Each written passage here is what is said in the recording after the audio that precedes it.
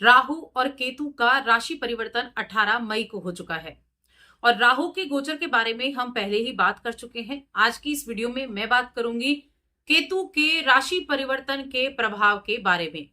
तुला राशि और वृश्चिक राशि के लोगों के जीवन में केतु के राशि परिवर्तन का प्रभाव अगले 18 महीनों तक कैसा होने वाला है। जय माता दी दोस्तों, आप सभी का स्वागत है हमारे YouTube चैनल अमृता एस्ट्रो में। तो देखिए, राहु और केतु को हम छाया ग्रह बोलते हैं, यानी उनका कोई भौतिक रूप नहीं है, आप उनको कहीं देख नहीं सकते। जैसे आप चंद्रमा को देख सकते हैं, जैसे आप मंगल देव को देख सकते हैं, क्योंकि वो छाया ग्रह हैं, लेकिन उनका प्रभाव बहुत अधिक है। साथ में ये जो दोनों ग्रह हैं, राहु और केतु, ये दोनों एक ही शरीर के दो हिस्से हैं। राहु को सिर से ऊपर का हिस्सा और केतु सिर से नीचे का हिस्सा, ये दोनों एक ही ग्रह होते हैं।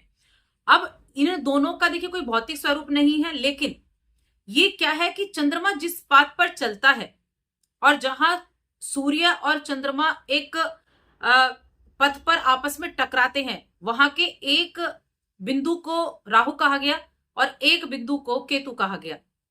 यानी कि मन पर सबसे अधिक इफेक्ट डालते हैं, लेकिन दोनों में अंतर बहुत ज्यादा है। राहु जहां आपको सांसारिक चीजों से जोड़ता है, वहीं केतु आपको आंतरिक ज्ञान से जोड़ता है। इसलिए केतु को मोक्ष का कारक कहा गया है, केतु को वैराग्यता का कारक कहा गया है। ये हमारे अंदर की सोच को ठीक करता है, ये हमारे पितरों का कारक कहा गया है। पूर्व जन्म के हमारे जो कर्म है वो हमारे केतु की उपस्थिति हमारी कुंडली में देते हैं। यानी कि जैसे हमारे कर्म वैसे ही हमें केतु और राहु, इन दोनों का हमारी कुंडली में प्रभाव देखने को मिलता है। अब ये क्या करता है, ये इंसान को अंदर से बदलता है। केतु जैसे राहु को हम कहते हैं कि राहु जिस घर में होगा उस घर से जुड़ी हुई चीजों को पाने के लिए व्यक्ति बहुत ललायित रहता है, बहुत मेहनत करता है और प्राप्त भी करता है, लेकिन उसके बाद उसी चीजों से उसको दुख भी होता है। लेकिन केतु क्या है, केतु देखिए जिस घर में होगा उस घर में जुड़ी चीजों को लेकर आप बहुत पॉजिटिव रहेंगे। और केतु के जो रिजल्ट है ना, वो ऐसे हैं कि वो बहुत लंबे समय तक आपको देखने को मिलते हैं, क्योंकि वो धीरे रिजल्ट तो देगा, लेकिन लंबे समय तक आप उस चीज को आप प्राप्त कर पाएंगे या उसके द्वारा सुख को भोग पाएंगे। लेकिन केतु को मोक्ष का कारक कहा गया। केतु अगर हमारी कुंडली में नवम भाव और 12वें भाव में हो तो बहुत अच्छे रिजल्ट देने वाला होता है, खासतौर से उन लोगों के लिए जो अपनी स्पिरिचुअल जर्नी स्टार्ट करना चाहते हैं, उनके लिए। अब ये जो गोचर है इसकी बात कर लेते हैं। तो देखिए, केतु ने जो राशि परिवर्तन किया वो सिंह राशि में किया। अब तक ये कन्या राशि में थे, लेकिन 18 मई को सिंह राशि में आ गए। सिंह राशि जो कि सूर्य की राशि है, अग्नि तत्व की राशि है। अब सिंह राशि सूर्य की राशि है, राजा की राशि है, आत्मसम्मान की है, कॉन्फिडेंस की है, प्रसिद्धि की है। तो केतु का यहाँ आना प्रसिद्धि तो देगा, लेकिन किन चीजों में, अच्छी चीजों में या बुरी चीजों में, ये डिपेंड करता है। अब ये 18 महीने, आगे आने वाले 18 महीने तुला राशि के लोगों के जीवन में किस तरह से होंगे, सबसे पहले मैं तुला राशि की बात करूंगी, उसके बाद वृश्चिक राशि की बात करूंगी।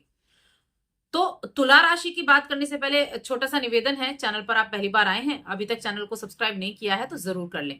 कुंडली दिखाना चाहते हैं तो जो नंबर स्क्रीन पर आपको दिख रहा है वहां व्हाट्सएप पे मैसेज के थ्रू आप हमसे कॉन्टेक्ट कर सकते हैं। तो देखिए, तुला राशि की मैं बात करूंगी। अगर आपकी कुंडली देखी जाए, अगर आप यहाँ पर कुंडली देख सकते हैं अपनी तुला राशि की, तो तुला राशि के जातकों के लिए 11वें भाव पर केतु का गोचर होगा।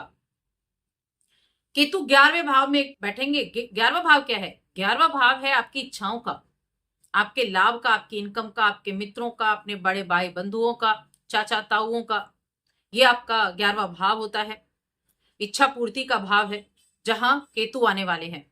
अब देखिए, यहां मैं ये जरूर कहूंगी कि अपने लक्ष्यों की पूर्ति तो आप प्राप्त कर पाएंगे, उसमें कोई दो राय नहीं कि हाँ इच्छाएं तो पूरी होंगी, लेकिन ये रहस्यमयी प्लैनेट है, रहस्यमयी तरीके से अचानक से बदलाव देता है।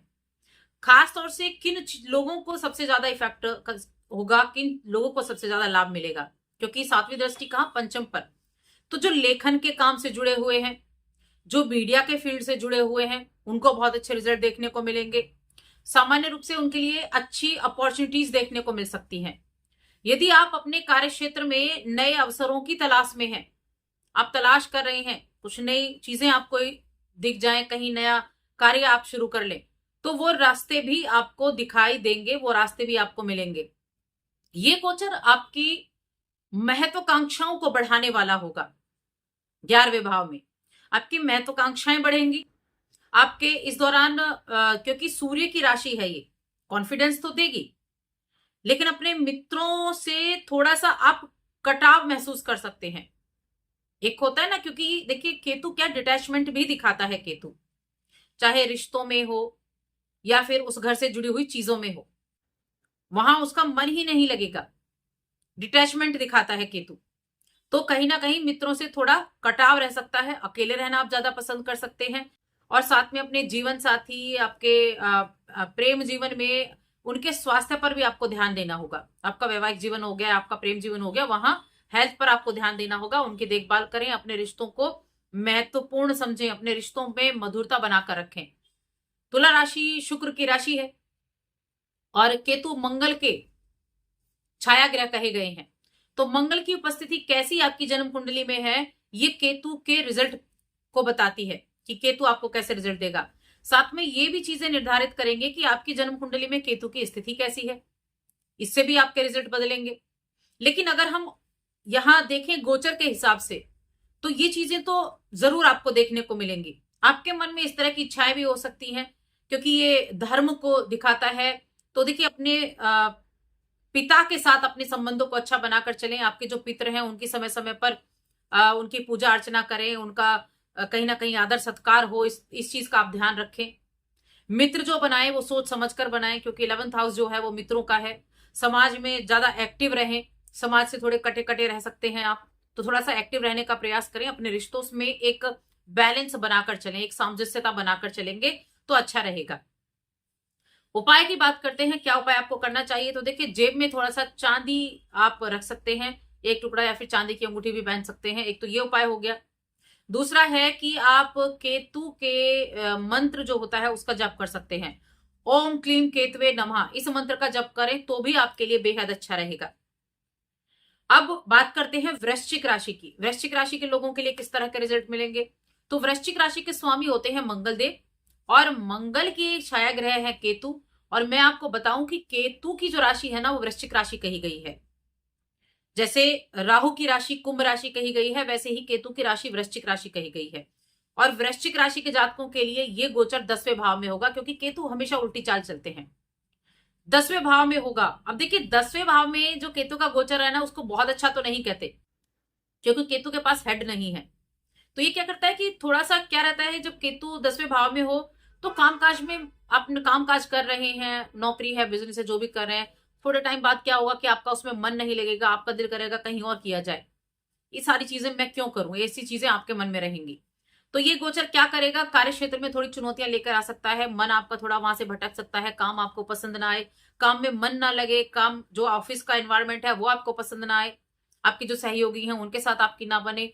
कारण कुछ भी हो सकता है, लेकिन आपका मन करेगा कि नहीं, इस काम को छोड़कर कोई दूसरा काम शुरू किया जाए। ऐसी स्थिति आपकी बन सकती है। तो ऐसी स्थिति में ही आपको थोड़ा ध्यान रखना है।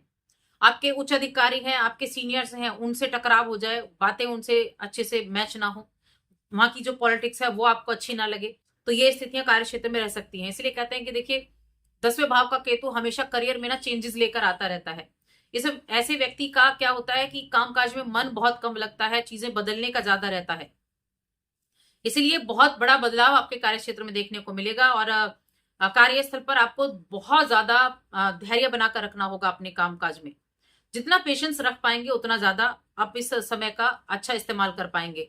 धैर्य और समझदारी से काम लेना है, परिस्थितियों को अपने पक्ष में मोड़ने का काम आपको करना है। उपाय मैं बताऊंगी जो करने हैं। और एक चीज और है कि आपके गुप्त शत्रु भी उभर कर आ सकते हैं, तो उसका भी ध्यान रखना है। गुप्त शत्रु उभर कर आ सकते हैं, क्योंकि 7वीं नवम दृष्टि जो है केतु की 6ठे घर पर होगी, और ये अचानक से होने वाली घटनाओं को भी जन्म देता है। अचानक से चीजें बदल सकती हैं, तो थोड़ा ध्यान रखें, रिश्तों में थोड़ा सा ध्यान रखें, सतर्क रहें, अपने संबंधों में पारदर्शिता बनाकर रखें। तो केतु देखिए, राहु जो है ना, जहां एक बार राहु अच्छे रिजल्ट दे रहा होगा, केतु आपको सामान्य रिजल्ट देगा।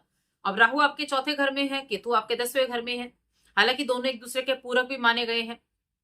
उपाय जरूर करें। क्या उपाय करने हैं, एक तो जो स्ट्रीट डॉग होते हैं ना, जो गली में घूमने वाले कुत्ते कुत्ते पाए जाते हैं, उनको किसी ना किसी तरह से खाना खिलाते रहें, ये केतु का बहुत अच्छा उपाय है। दूसरा है कि शनिवार के दिन मंदिर में नारियल जरूर चढ़ाएं। ये दो उपाय कर ले, केतु के जो नेगेटिव इफेक्ट हैं कम से कम वो कम जरूर हो जाएंगे। तो बस आज की इस वीडियो में इतना ही। वीडियो हमारी कैसी लगी हमें कमेंट करके जरूर बताएं, और चैनल पर पहली बार आए हैं तो सब्सक्राइब करके जाएं। जय माता दी।